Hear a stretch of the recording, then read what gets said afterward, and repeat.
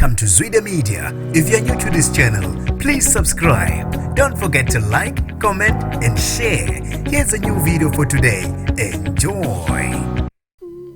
Namanje ayikolwa inkosi sabathembu ubuyele ekhaya adala injebe eqolwe isamba semali elinganiselwa ku-15,000. Nginibingelele ngiphinde nginamukele kuphina kuphi lanibula khona le video. Mangoqala siyonele likhasi wamwelekile igama lami ngosibonga konke wakandwande Mothanda ungangibiza intatheli ka YouTube. Uyazi iqhathulula usaziwayo wakulelo sanda kuvela izinsolo zokuthi kuqolwe enye yamakhosi ahlonishwayo kuleli ngegama lakhe. uJessica Nkosi useveze noma washicelela istatement ngaphansi kweduma collective eveza ukuthi akawaze lamakhasi aqola abantu imali ngegama lakhe. Lokhu kuze emumva kokuba inkosi sabathembu ubuyele ekhaya adala injebe kuvele ukuthi uqolwe imali elinganisela ku-15,000 ngoba ezibiza ngoJessica weBitcoin. Lamaqolo imvamisa asebenzisa amagama osaziwayo ngisho nezithombe abasuke besandana kuzifaka ezinkundleni zokuxhumana. Lokhu kwenzeka ngisho kuyisilo sabaningi udala injebe obizwa ngekumkani ezinkundleni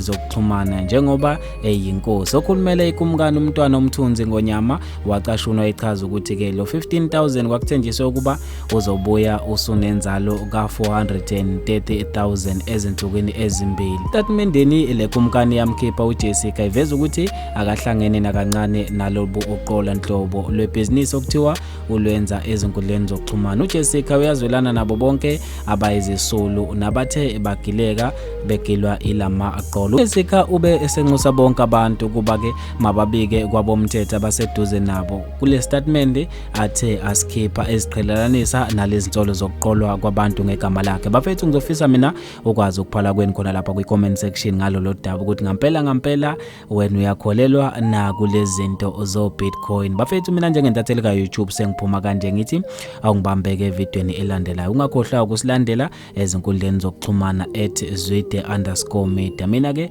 sengiphuma kanje awungibambeke evidweni elandelayo.